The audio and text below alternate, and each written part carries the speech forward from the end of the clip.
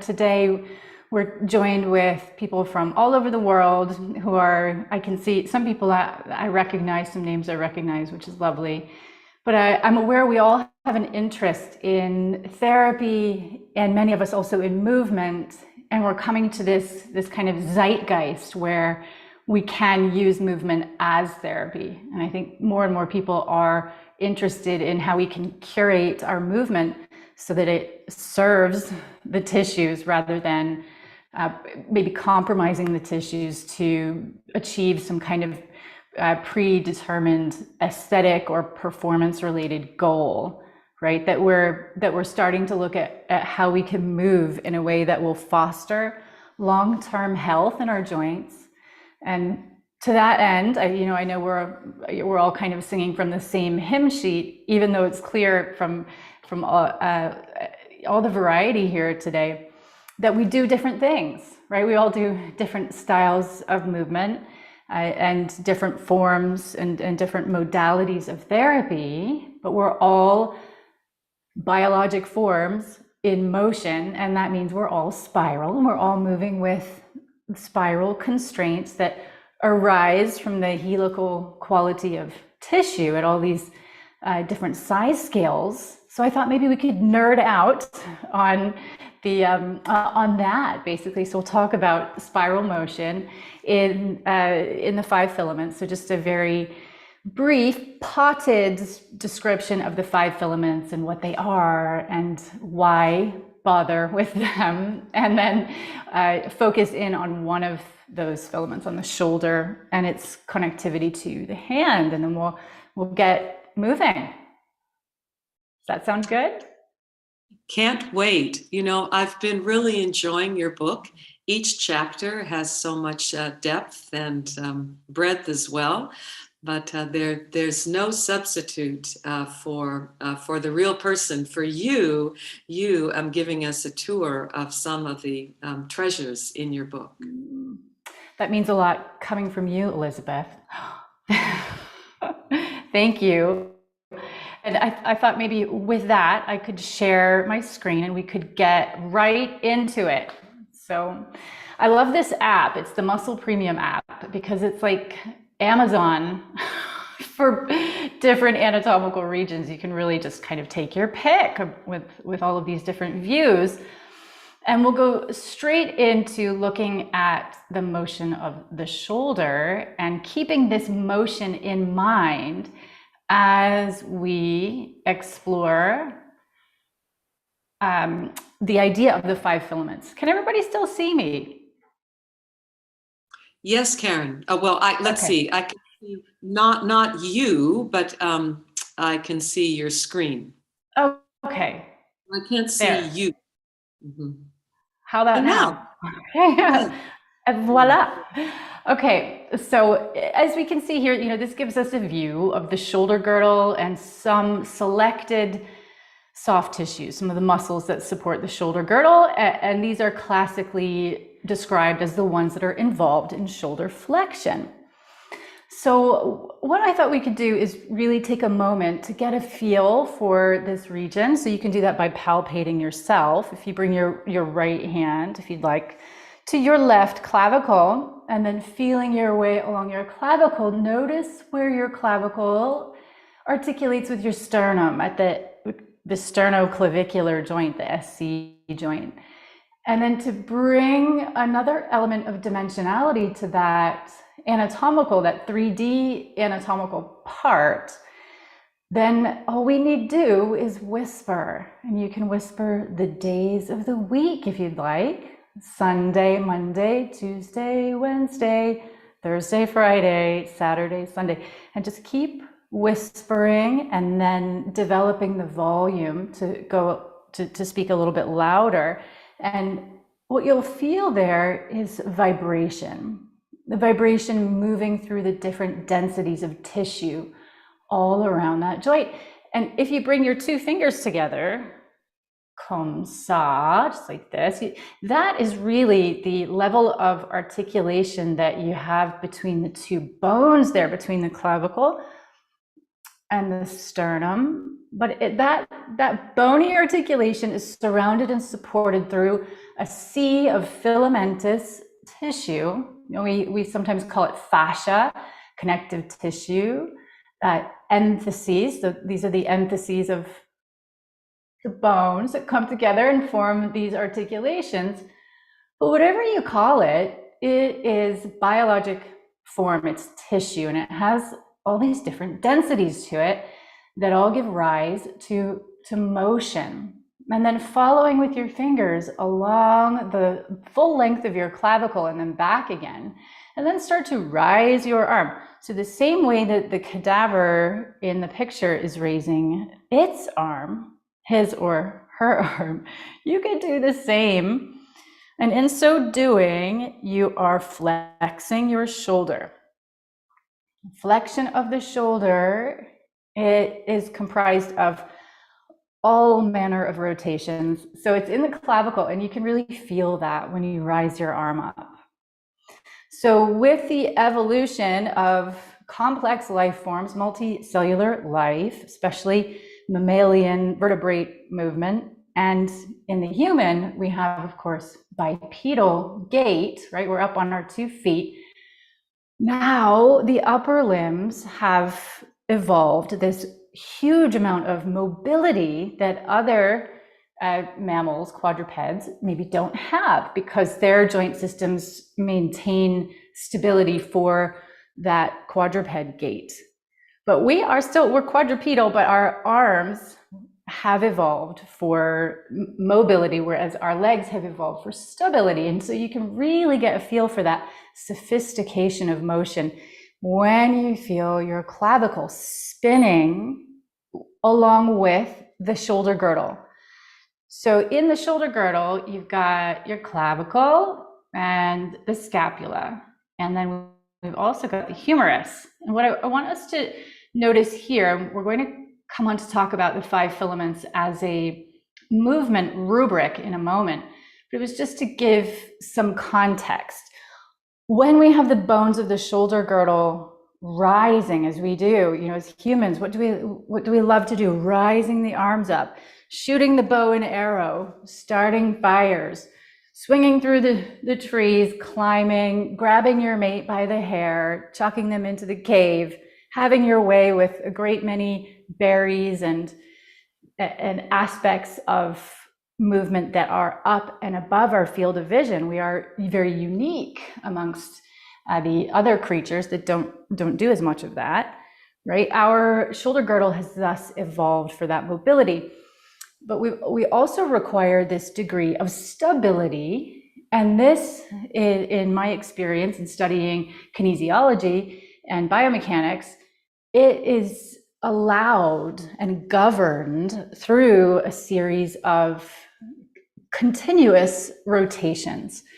And it's really interesting to compare the upper limb with the lower limb, because they're kind of, as we say in Scotland, much of a muchness, right? The embryological genetic recipe for baking limbs, whether they're lower limbs or upper limbs, is broadly similar. And we see this isomorphism between the upper limb and the lower limb. So when we're looking at the scapula and the clavicle and the humerus, while we appreciate just how sophisticated the mobility is and how different from the lumbosacrum that it is, the pelvifemoral kinematics are much different because they have evolved for stability and for gait, but the shape of things is broadly similar. So when we look at motion, when we look at how the shoulder flexion, and when you feel your humerus rising, that humeral rotation draws up on the scapula. And if the scapula did not upwardly rotate with the clavicle, then the effect would essentially be like a mortar and pestle, so that the humeral head would grind those internal delicate soft tissues basically to a pulp. So that upper limb mobility goes along with a stabilizing, like a sleeve of stability that is down to the roll and glide and spiral motion of the joint spaces, of the bones and soft tissues inside. Okay. So I thought I would just use a model. So I'm going to stop screen sharing and just get to grips with the sleeve of stability I've been talking about is, really illustrated in hyperbolic geometry, where we have a really clever orchestration of cross ply. And I could see Graham scars out there in the audience participating, which is fabulous, because I owe so much of my understanding about helical tissue, collagen, and cross-ply to Graham's work. So Graham, one day we'll make one of these together, where we will get together and make a hyperboloid model. But what this allows us to visualize is this sleeve of stability. So imagine you've got one of these babies and you can put it on your own arm and really get a sense of the stabilization of that sleeve that also allows for motion. And it's motion in an auxetic sense, so that we have this non-linear relationship amongst the vectors. So things, when we pull one aspect, the whole thing is going to plump. It's going to be expansive and convergent, and hopefully allow for the roll and glide of our bones and the different densities of tissues that are inside.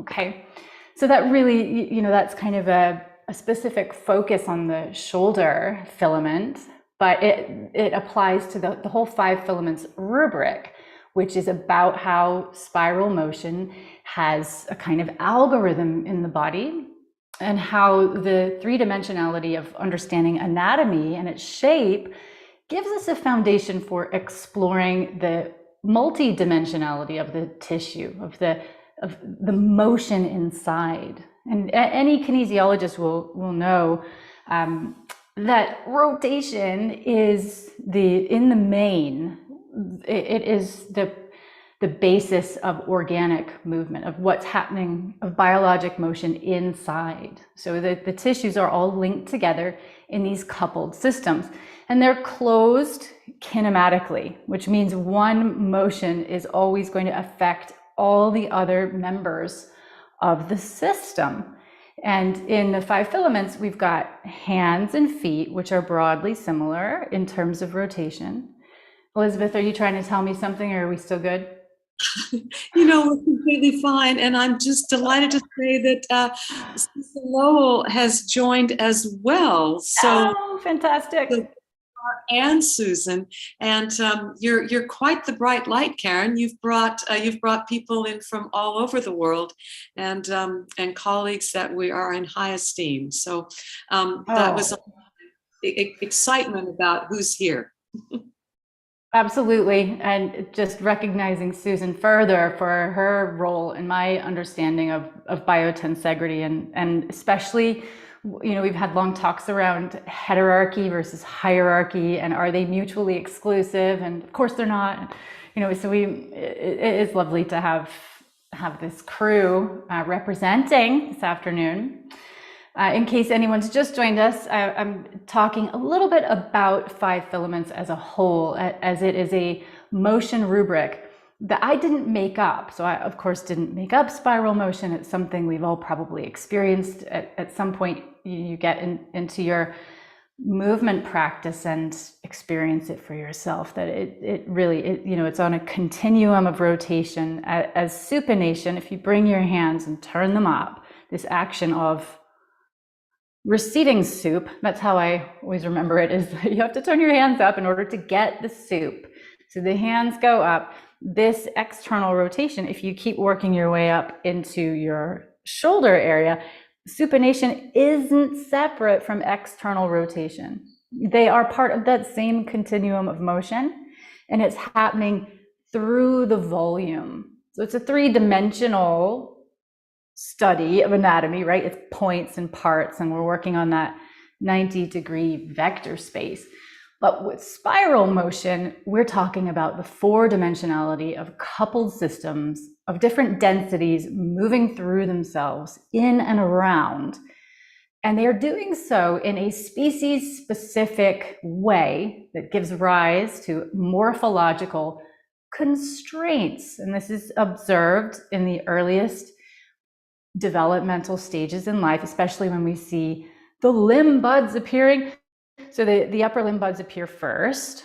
And if you can do this yourself at home, it's as if you've got paddles and the hands are going to emerge from the body wall and then through a series of developmental stages and rotations and differences in growth rates of different tissues under the influence of gene factors, right? Then we get the mechanical forces that result in this like P tendril kind of twirling action, and the palms go up. So human evolution has taken the palms up because our arms can then enjoy, all the mobility they require for our human endeavors, right? And then the feet do the same. So if you can imagine, you get your 2 feet, and they start out as buds as well, and off they go. But instead of evolving to bring the soles of the feet, the plantar surfaces up, of course, we're humans and we're bipedal and we walk on the earth. So the soles of our feet go down. But it's the same. Go ahead, Elizabeth. Karen, would you just move back a little bit from the camera? The camera's fine. Just back up to your map and demonstrate the evolution of the upper and lower limb buds, because we couldn't quite see your feet moving to receive the soup. Okay. Shall we do it together? Maybe this is a good moment to start moving and to really bring some of this to life. So as we go, finding your way onto a soft surface, whether it's a yoga mat or a set of blocks, I'm going to face you, but you wherever you are in your space, you might be sitting on a chair or a set of blocks or a low table. But let's go ahead and explore the movement of the hand embryologically, the palms of the hands turning up. Now, shall we do this through a mudra? So if you bring your thumbs together and your index fingers and point them down, and then turn thumbs out, index, middle, ring, and pinky fingers. So you're going to end up with deep wrist extension, and then back to your downward pointing triangle, thumbs out, then index, middle, ring, and pinky. Back to your downward pointing triangle, supinate, and open the thumb, index, middle, ring, and pinky fingers.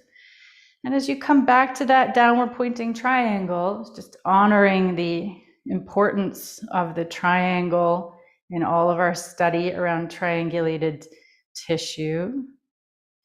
And in this motion of supination and external rotation, you can just kind of keep back onto this mantra of rotation being the basis of biologic motion, especially at our level of multicellular complex life forms, especially through the development of the collagenous matrix, the extracellular matrix.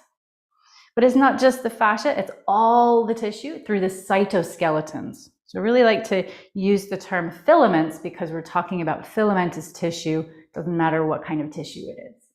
Okay. And then as we follow that external rotation and get a sense of really individuating your fingers, spreading your fingers, and developing an awareness of your wrist extension, then you can take your left hand and follow that rotation up into your shoulder. So this rising of the shoulder, as we saw in the motion of the cadaver, the vertical cadaver, this motion is flexion. And I thought maybe I would just give you a different angle for that. Taking the arm up this way is known as flexion. And this gives rise to scapulohumeral rhythm. So you can help that arm along into the rhythm better by facilitating external rotation of your humerus and imagining that your scapula is going along for the ride. So Elizabeth, we we curated this special top. I have a strappy top, so we can definitely see the scapula. I hope that's clear. You can, yeah, good. Okay. So your scapula, it's not only upwardly rotating, but there is some protraction to it as well.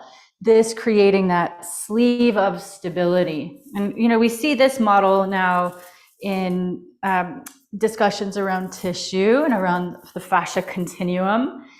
Karen, a whole new product line called Fashionable Filaments. Oh, yeah, I like it. Oh, Elizabeth, you're a genius. So creative. But this action is only possible through that spacious core. So this is all one looping helical toroidal shape, and it has this potential space inside that is itself auxetic as well. It's got that same quality as the breathing ball. And it's the scapulohumeral rhythm that gives rise to a spacious core. And what needs to be inside that spacious core? It's going to be the rotator cuff. It's known as supraspinatus in particular, is very much in the way of that mortar and pestle action. That if these bones did not roll and glide and rotate in the way that they do, then the inside of the shoulder becomes an inflamed, hot mess. And I'm quite sure that out there in the world, many of us have experienced rotator cuff inflammation, be it repetitive strain or acute. And that it's really the failure of external rotation of that scapulohumeral rhythm to sufficiently provide the spacious core within the roll and glide of the tissue densities.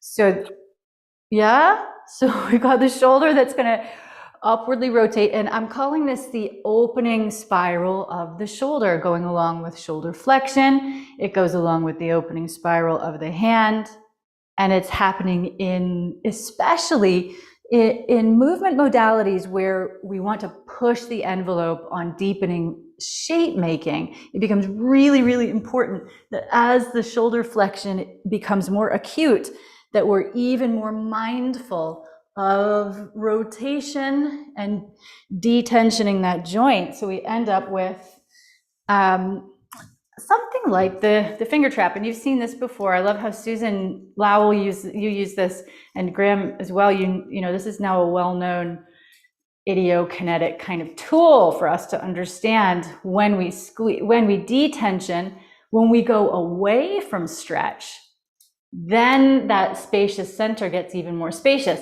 But when we stretch, then it becomes tighter in there. So it's even more important in postural modalities, and in especially postural yoga, where maybe our interest is to reach back and grab the ankles or to do a deep back bend. If we do it this way, right, and we're not mindful of deepening the rotation and detensioning the joint space through more rotation, then that's where over time we destabilize the shoulder joint and grind the rotator cuff into pulp. It's not the point of doing yoga, is it? So last thing about the shoulder filament and all the filaments is that they are a chirality. It's a chiral principle. So each of the filaments has this chiral nature. So we have one rotation that goes in external rotation, and that goes along with shoulder flexion. And then the opposite. So this is shoulder extension. So anytime we take the arm around the back of the body, even with deepening retraction of the shoulder, it is still medial rotation that gets us there. And this is also part of the scapulohumeral rhythm. So this is the flexion aspect with the opening spiral, and then down and back is extension with the grounding spiral. And it's the same for the legs too. And so if we have a scapulohumeral rhythm, then we have a pelvi-femoral rhythm as well. And they are, again, much of a muchness. There's an isomorphism there, a sameness. And it not exactly the same for the reasons that we all know, I've talked about previously, about evolving more mobility for upper limbs and more stability for gait in the lower limbs. So they're different, but this also the same, and they echo that chirality, that the feet. So if you come to your mat or wherever you are, maybe you can sit on the floor and get a sense of turning your feet up toward your face. And if that is not happening, I'm really big on accessibility. Not everybody's even happy sitting on the floor for lots of different reasons. So sit on a chair, and you could put another, so if you've got a chair like this, you could sit on a chair like that, and then get yourself a low stool and put your feet on that, and see if you can bring an awareness to the feet coming together and turning up. And if it doesn't work with both legs at the same time, let's say you've got tightness or joint pain that's not letting you, then see if you can play around and find a way, find a route in, find some access so that you can turn the sole of the foot up towards your face. The plantar surface and the palmar surface, isomorphic. They're the same. They're different, but they have evolutionary and embryological origins that are the same. So once you get a sense of that, supination, and follow that supination into external rotation, all of the densities of tissue rotating out, picking up the layers of the fabric of your clothing, your skin and the fascia, the superficial and then the deeper compartments underneath, where you get into the muscles, and then you can feel those moving around the bones. And they all have this interconnected relationship on a tissue continuum through the cytoskeletal architecture. So it's not, fascia, of course fascia is very relevant, but it is not limited to fascia. It's all of it, all the tissue rotating around. And then as you follow the femur up into the hip, and then the hip also has a sense, like the shoulder blade, of rotation. It's different because, of course, the pelvis has evolved differently to the shoulder blade, but it's the same principle. Opening of the shoulder filament is very similar to opening of the hip filament. Okay. And then grounding will also have a similar quality. Grounding of the shoulder is this rotation inward and back, as we go into greater degrees of shoulder extension. Same with the hip. So let's say some people will be comfortable sitting on the floor with this one, but from my experience, grounding hip spiral is it's not as accessible. It's harder to find because it asks so much from the knee. You're going to have your body weight loading the knee in flexion with internal rotation, and that's not always a good idea. It's not always possible. So take a view on that, on how you access your internal rotation. It may be that you're doing this sitting in your chair. It may be that you're doing it sitting on some blocks, one leg at a time. So if you're doing the right leg first, you got this sense of your inward rotation of your hip. And we tend to, in movement, really focus on the ball and socket joint as the seat of rotation, as if it's just the ball that rotates in the socket, and none of the other adjacent bones will be moving as well. In this rubric, we're looking at, again, scapulohumeral rhythm, pelvifemoral rhythm, as motion that is continuous, and it feeds into the motion of the rest of the limb, down all the way down to the foot. So that internal rotation of the hip will continue into internal rotation of the tibia and fibula, which hangs on to the talar mortis and follows around into pronation. And this is, to me, it's so interesting. And if you've done the right leg, guys, it's time to move over to your left one to get the equal sides to expose each side to roughly the same amount of time, is that you've got the autopod, the feet and the hands. And then we've got the carpals, metacarpals, we've got the tarsals and metatarsals. Now in the shin and the forearm, we have a zygopod arrangement, meaning you've got two bones. And those two bones in the forearm, of course, the radius and the ulna allow for this twirling around so that we may be very dexterous with the hands. So it's really easy to see, hey, this is supination. It's so easy and obvious and clear, and it's a lot of range. And then when you pronate, you keep pronating until it turns all the way around again. But what matters is that pronation brings about this cross of the radius over the ulna. So you get that X. X marks the spot with pronation. And when you're in supination, you have tiny little mini me arm there. Yeah, that is where the bones are in parallel. So the result here is that you have this closed loop in the distal and proximal radio-ulnar joints that makes it like this rotating Mobius-like interconnected structure that allows for all this spirality and dexterity, but also with stability. When we need to weight bear, we get this crossover of radius and ulna that's going to be more stable. It's going to densify just enough to where things like downward dog, right, weight bearing in the hands to push yourself up off the floor, that becomes more of a reasonable ask of a limb that's evolved to not weight bear, right? So we can still weight bear with our hands and arms. And in fact, yoga is interesting, to me in one way, one of the many ways, is that it seems like in yoga we're working on making our hands into a second set of feet and developing.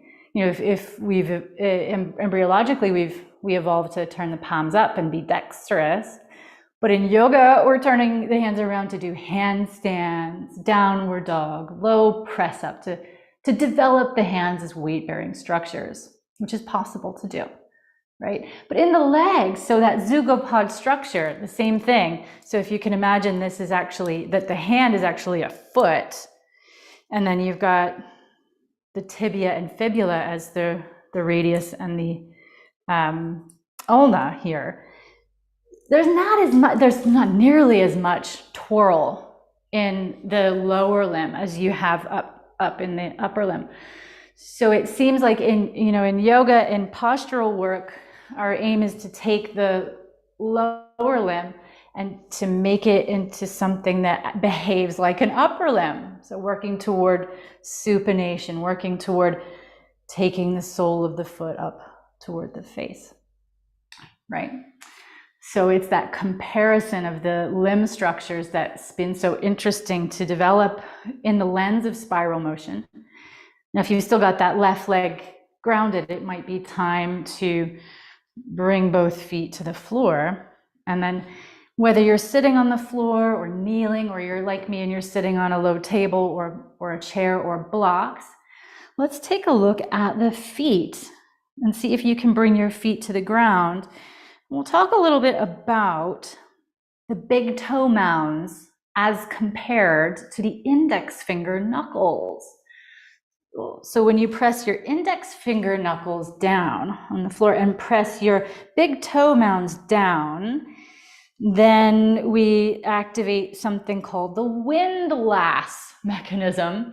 In the foot, it's about pushing through the big toe mound, spreading the toes, and that's going to stiffen up the plantar fascia, that aponeurosis under the foot, and it makes it like a sail, causing a hollowing in. So we get this membranous indrawing, which goes along with the arches of the feet rising up, which goes with the supination. So in effect, grounding spiral of the feet, which is pronation through that big toe mound as those press down. Are you guys getting that feeling that you can actually stimulate the opposite spiral.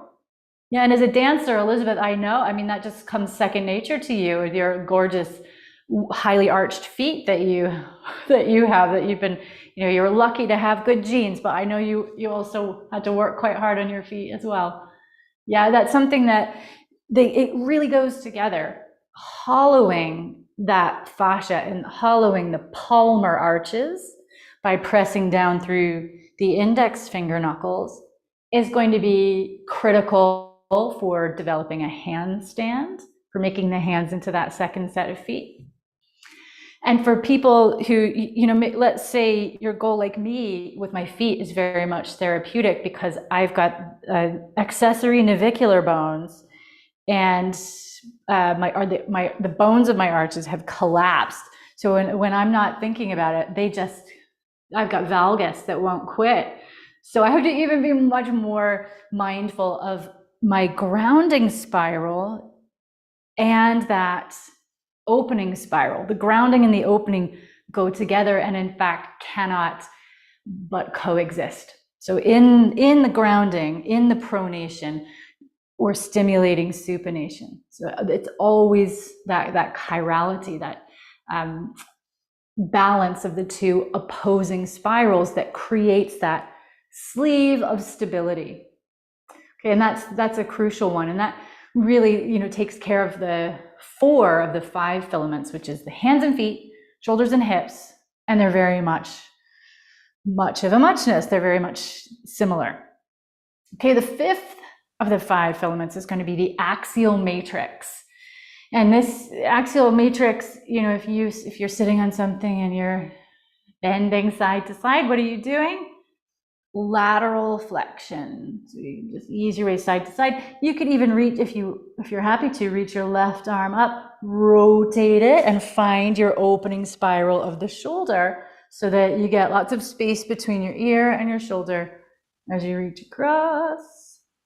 And then the other way, lateral flexion for axial matrix, opening spiral for your reaching arm, and that continues into the hand. So the palm of the hand faces behind you. You could adjust yourself by taking the left hand, wrap it around the wrist, and continue to supinate.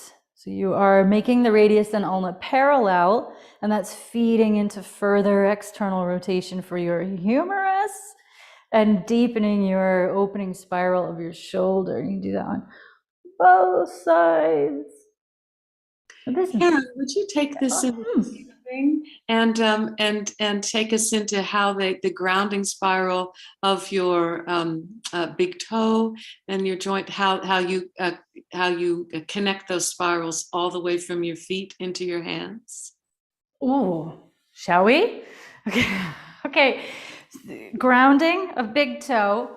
If you follow that around, so it's tissue densities pouring around that spacious core, and it's a geometric construct, but it is also there present in the tissues, and that's the space that the bones occupy because they are responsive to the forces of being alive, both on the short term and on the evolutionary time scale as well. So this inward rotation around and around and down through the big toe mound, if you were to follow it from its source, like following a river from its source where it eventually pours out into the sea, you keep going, you will eventually come up to your hip bones.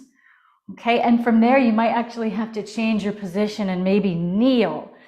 Kneeling, if you have a soft floor, is much kinder on your knees, but you can use a folded blanket or your blocks.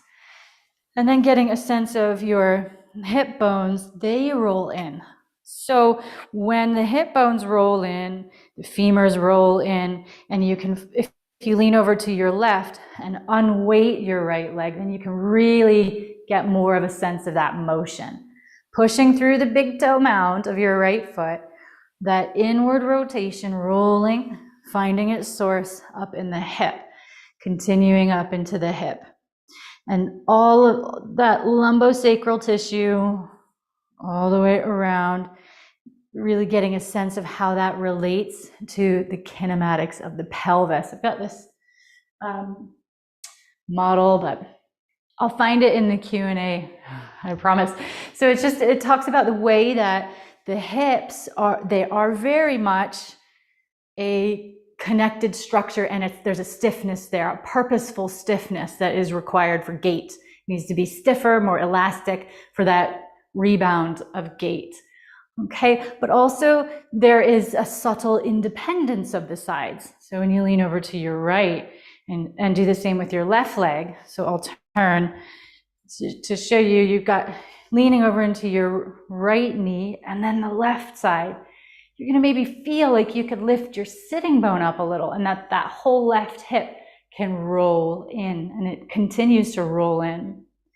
And it's this convergence of spirality, so the lower limbs rolling in, and then if I wanted to make a really complex shape like back bending, like Urdhva Dhanurasana, then it would be the grounding spiral of the hip with the opening spiral of the shoulder.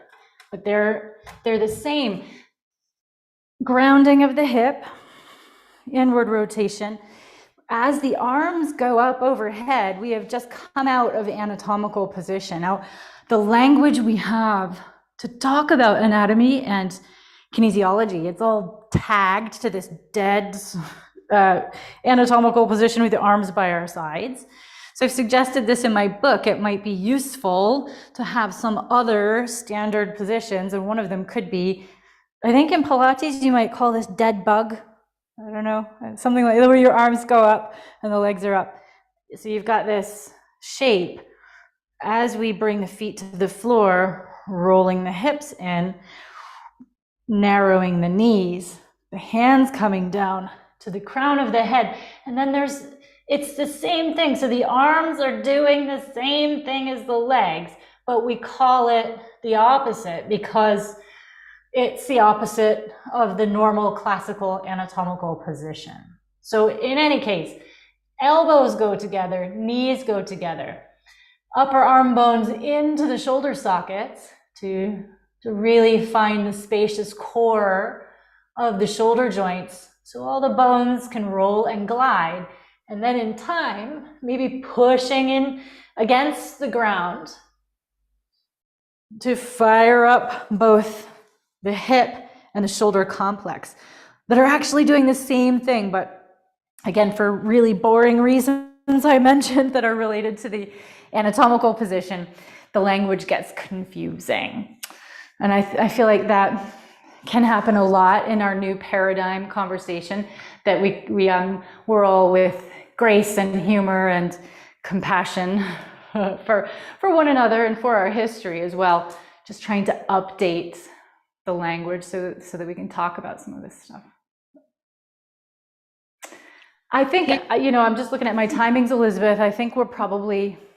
Yes, that was just stunning. I had no idea that my question would lead you into that. I was just thinking like normal standing, but that was richer beyond my imagination. Fantastic.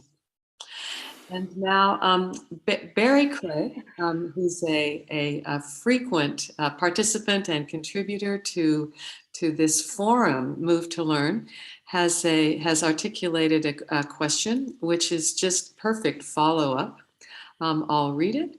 You refer to developmental morphology several times. Given that genes just by themselves cannot account for form, what mechanotransductive biomechanical forces contribute to and regulate our morphology, spirality, and movement from embryo to adult? Well, there we have it. Well, you're not messing around, are you, Barry? That's a good one, isn't it? This goes back to one of the key questions, these lively debates, I think, in new paradigm work, and that is, who's the boss? Is it the genetic factors? Do the genes run the show? Or is it down to mechanical forces, geometric forces, and the differential between tension and compression? And I think we're at a moment, and it's like the nature versus nurture debate as well that's been ongoing for many decades. It's the chicken and the egg. It is this, you can't separate them because the genome, the genetic code, species specific body plans that are written in the genome, which is a spiral, by the way, that these genes, they code for proteins, and the protein conformations are also helical, and they are based on interactions of amino acids, which are also helical, and chiral, right? And they're based on carbon, which also has this chiral aspect to it as well. So when you go right down to the microscopic level, you've got the morphology already in place. And it isn't just in the human body or even in mammals and in the animal kingdom. It's throughout nature. Everywhere we look, the building blocks of life, which are, is this combination of structure and function in a feedback loop. So things are and have that motion of spirality because they are structurally spiral and vice versa. And I think because they're coding for proteins that and for all of the chemistry of the body, and that chemistry will not only give rise to actively proliferating structure embryologically, but also cell death, apoptosis, so that tissue development and the development of the organism embryologically is as much about editing as it is about growth. And it is about massive differentials in growth rates that, for example, with a limb, and that's been the focus of our talk today, limbs arise and unfurl and spiral in much the same way as pea tendrils or the horns of ruminant animals. And they do this under the influence of all these gene products that ask tissue to grow at different rates, so that we have that change in tension and compression, which is so key, which then gives rise to these condensations, cartilaginous precursors to bone. And then we get the different densities that go on to become anatomy as we know it. So I don't think they're mutually exclusive, in my view. Barry, yeah. Barry suggests that his favorite song, "Shape of You," would be relevant here, and I'm thinking that could go so nicely when you debut your new wardrobe line of fashionable filament. Love it. If copyright law would let us, I'm sure we could get Spotify on and share the audio. Thanks, Barry. It's so great that those questions around morphology, and lovely to have that engagement. Thank you. We'll I'll just invite Graham Scar and Susan, that if you have any particular comments on the topic, given your writing, your Handspring books, or any particular questions you'd like, please contribute them in Q&A or the chat. Karen, let me ask a question that I have. You made mention that when we use this material that you're teaching us for the focus of therapeutic movement, you spoke about curating movement, curating sequences that would be particularly therapeutic. Could you give an example, say, for example, in your when you design a yoga class for teaching or design a particular yoga sequence for a client, how you would apply this information for a therapeutic usage? Absolutely. Elizabeth, I think that's really important, that we're all, working with people on a practical level. And how can we put all of this theory, as fascinating as it is in New Paradigm, is to really get it into something that's practical that we can use every day. And in my different classes, different experiences, different contexts, I would take a different approach. So for example, in a general movement class, I'm going to try to get everybody on the hands and knees to explore the grounding spirals and the opening spirals to condition the hands and the feet. We don't, in movement work and group classes that are of various intensities, some of them more somatic and passive, experiential. Others are going to be more motor control oriented, higher intensity, heart rate, going up and that sort of thing. But especially where where a movement modality is asking people to make extreme shapes with their body, and extreme is also, it's such a movable feast, isn't it? Upward dog for me now it feels extreme, whereas in my 20s, I didn't even think about it. It was very accessible and very easy. So I think it's about addressing the needs of the individual, meeting them where they are. And if we notice an imbalance in the chirality, for example, I know a lot of people are really open in the opening spiral, but can't get the hands behind the back because of the demands of motherhood, breastfeeding, all of that, up here gets really congested. And then, so this is doable, but they can't get their arms behind their back. So for those individuals, I might work on conditioning more, becoming more aware of this action. And then I would pair it with flextension, with really accessing extension and flexion and continuous deepening the awareness of mobility and stability in balance. Yeah, that's great. Oh, Susan, lovely to see you there. It's wonderful just to have some of my, the earliest influencers in my development in when I first came to biotensegrity. I was blown away, and it was Graham and Susan who just really helped that journey early on. So nice you could make it. Yes.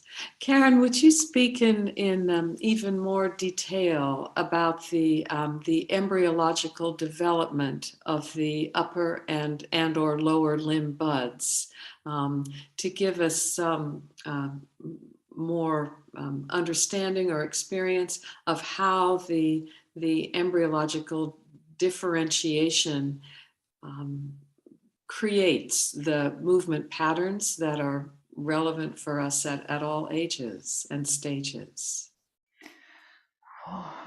Well, it's really, with embryology, it's so complex because it changes every day, hour by hour, every day. And it's this continuously shape-shifting, invaginating structure.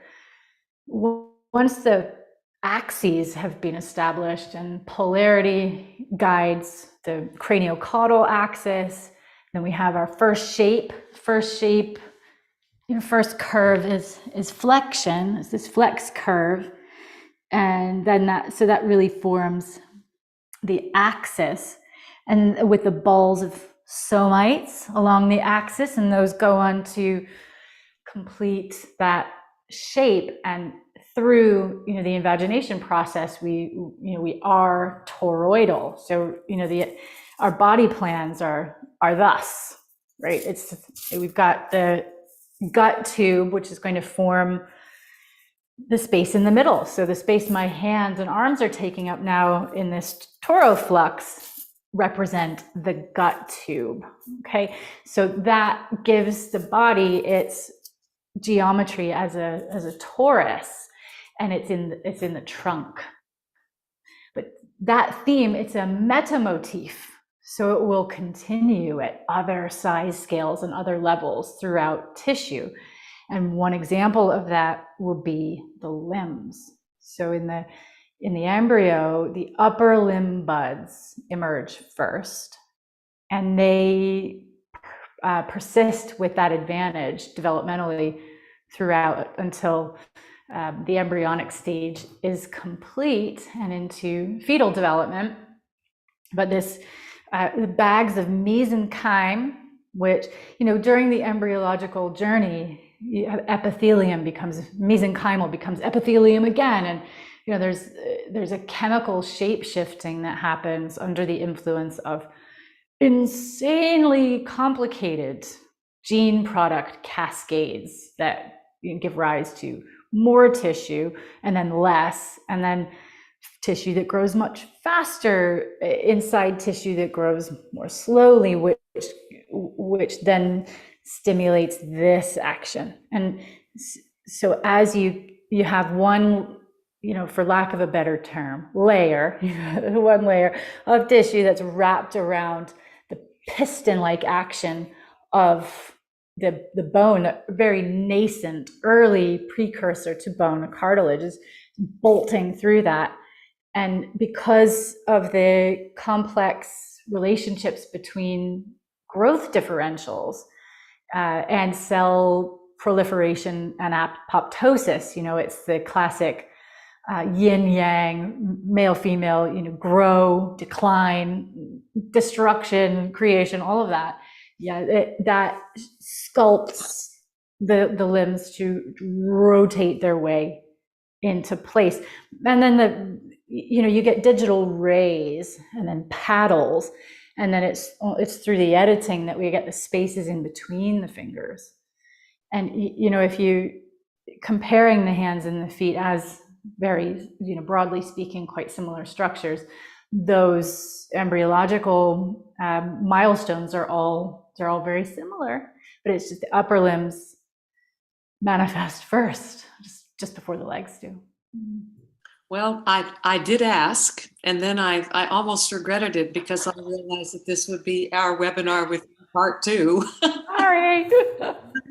Let's spring or jump now to the slide that shows people how they can get a generous discount on ordering your book, and also how people can get in touch with you. So whoa, there's our slide. Yes, indeed. So Spiral Bound, the Integrated Anatomy for Yoga, is offered now at a 20% discount, from 20% off, and you can use the code MTL, Move to Learn 2620 at checkout from handspringpublishing.com. And that's free shipping in the USA and the UK. This code will expire on April 30th, so you can watch the Karen's YouTube and you'll get an email that explains to you how you can access the YouTube recording. And this is how you can get in touch with Karen. Email contact@karenkirkness.com, and Karen Kirkness Anatomy on Facebook, and Karen Kirkness. So Karen, have you summary or closing remarks or any other information you'd like us to know, how we can follow you? Well, really, it was to thank everyone for joining us today, and Elizabeth, to you for your majestic hosting abilities and keeping us right on our constraints of our talk this afternoon, and keeping me right. And we're all in this together. As they say, we're all involved in the evolution of movement as therapy, and I'm honored to be part of that conversation. Thank you very much. Thank you, Karen, and much gratitude to Handspring for the opportunity to come together with brilliant authors and field leaders such as Karen, Graham, Susan.